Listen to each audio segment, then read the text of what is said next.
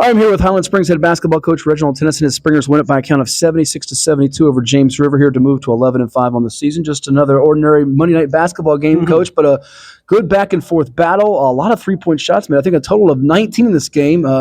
They hit 12, you hit 7, but the third quarter barrage was big. And I felt like, you tell me if I'm wrong, your pressure and speed sort of gave you that leg up in the late third, early fourth quarter to get you that double-digit lead. Well, because we are small, we're kind of athletic, we're quick, and we have to utilize that quickness and that elusiveness with our size. And it did. Paid off for us tonight. We were able to get our hands on a bunch of balls, create some turnovers, and get out in transition. So we were very fortunate tonight.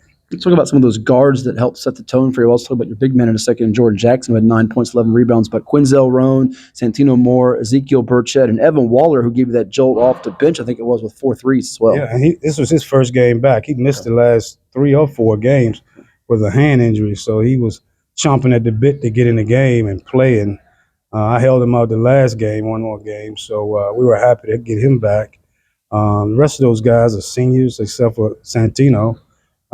And they just played well. Jordan was a great surprise. I just told him in there tonight he didn't play well against Armstrong, but he bounced back tonight and had a real good game. Yeah, I thought he set the tone for you in that first quarter of the game. You were able to go inside, and really I thought you just got those pink touches that you were looking for. Absolutely, absolutely. We need him to play well early.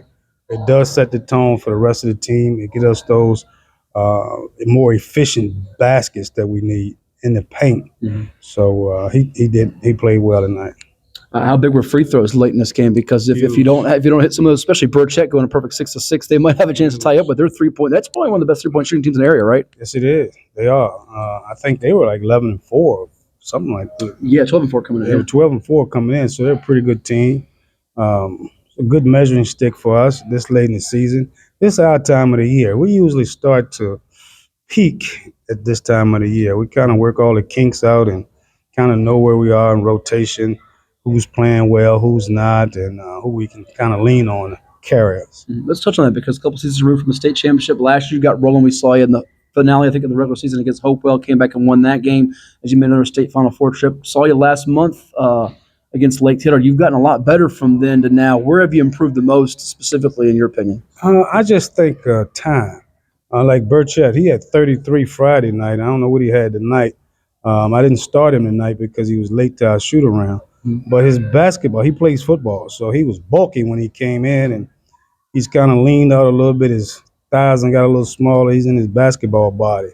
So he really helps us set the pace because he's a senior. Yeah, Burchett, certainly his speed was a factor. And Quinzel Roan got 8 assists for you tonight. I mean, just this backcourt is pretty unselfish for you too, right? Yeah, we just talked about that. This is probably one of the most unselfish teams I've ever coached. They enjoy playing with each other.